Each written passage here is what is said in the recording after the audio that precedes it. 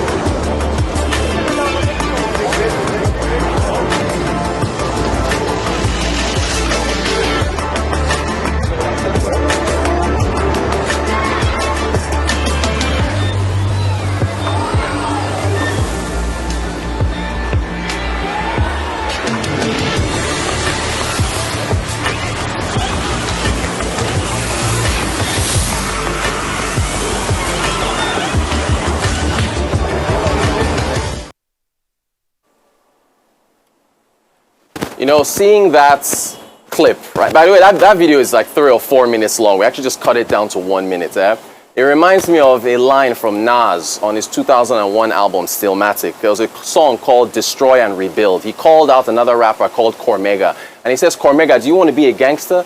There's gangster stuff going on in the streets and all you're doing is talking. When I think about developing markets that want to do car manufacturing, it reminds me of that line, do you want to do car manufacturing? Because there's some real car manufacturing going on in the streets. And so far, I just hear you talking.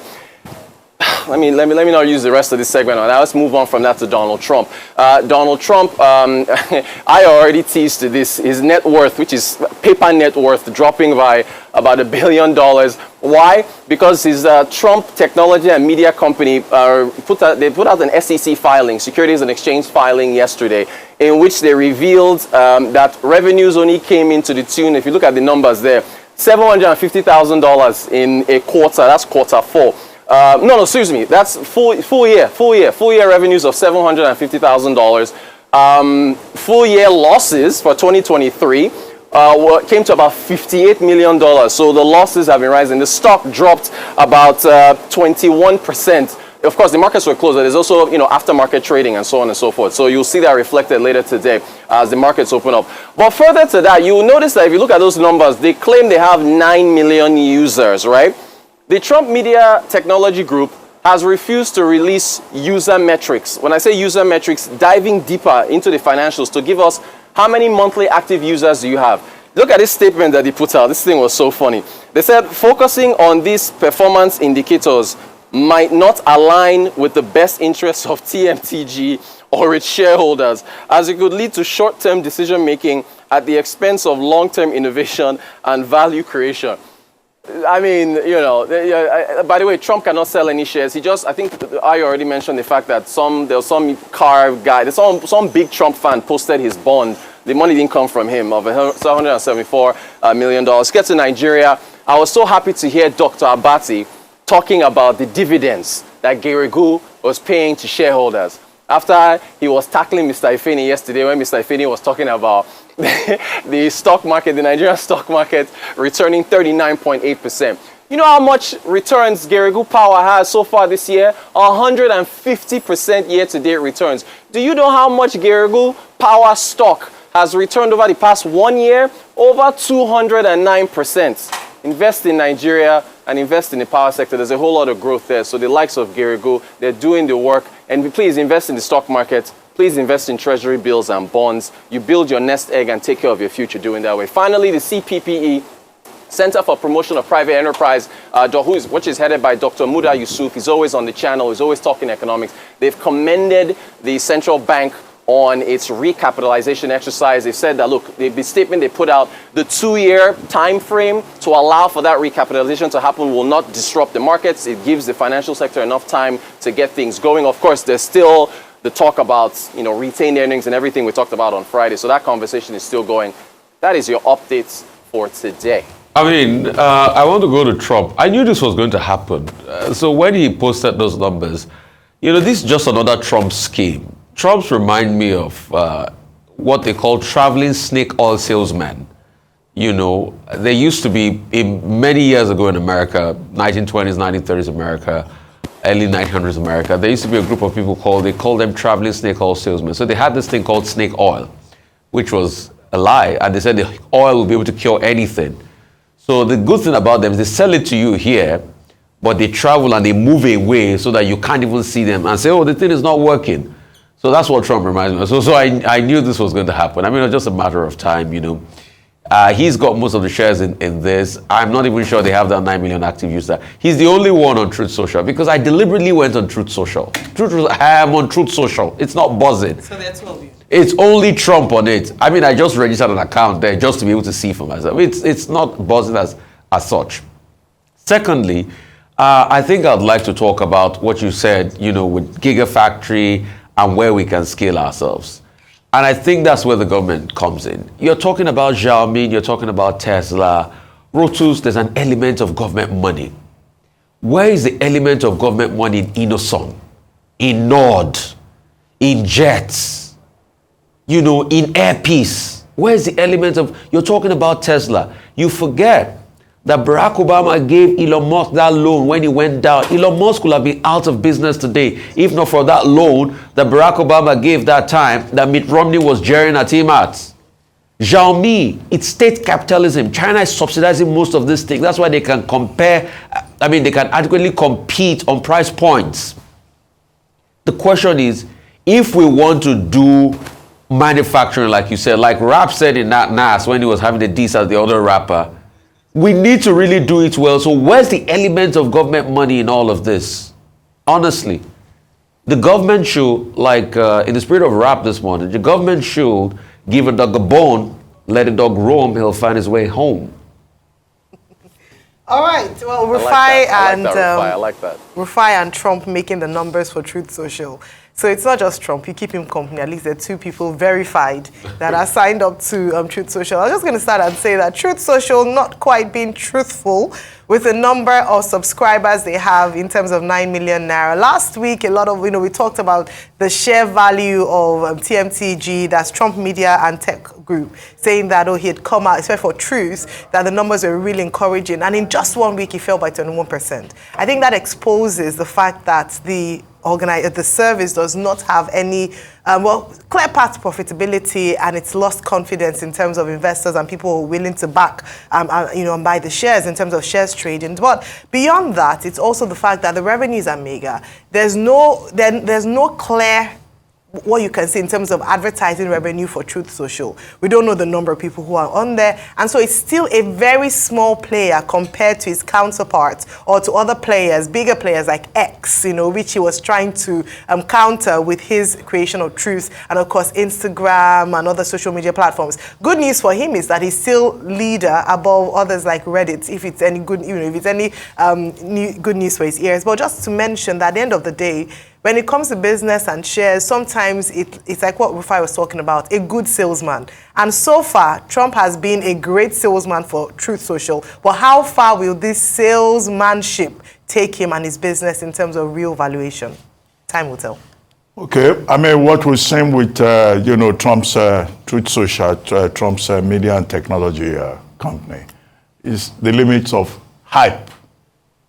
Because when they made the debut, there was a lot of hype, a lot of enthusiasm, and the share price went up to about $58. Now it's down to about 48.4, dollars. Because once the disclosure was made that there were losses in 2023, that enthusiasm just evaporated. But the question has been raised that the flashy, stock market debut, the question was raised whether it will be sustained, whether that was sustainable.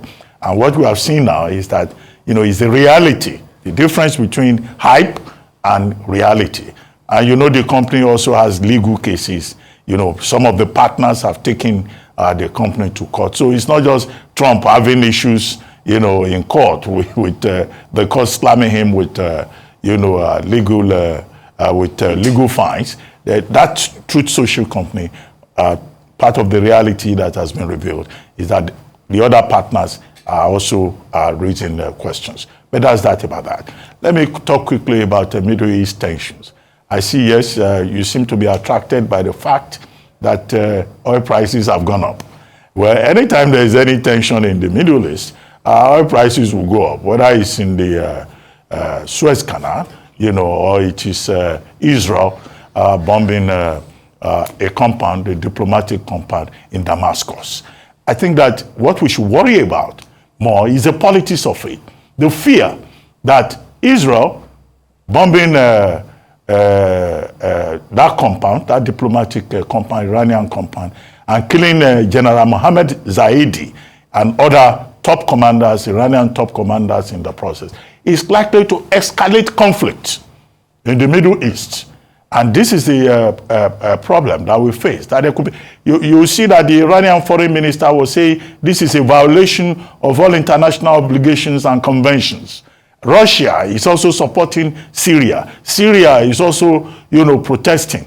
And hours after that strike, there was a drone attack in the direction of Israel, which was intercepted, by the Americans. Although the Americans have come forward to say that one, they are not part of it. They had no foreknowledge of the attack. Just to reassure the Iranians. So the implications for geopolitics could be very serious. But Israel has refused to make any comment, saying that, well, you know, they don't comment on stories in foreign papers. That's the diplomatic line that they're taking. But we know that Israel has been going after Hezbollah and pro-Iranian, you know, military militias that have bases in Lebanon and in Syria. Well, how Iran will react, the scale of the reaction is what remains to be seen. But oil prices may go up. We have to be more concerned about global peace. That is the background, I think. Thank you very much for your time this morning, Rotus.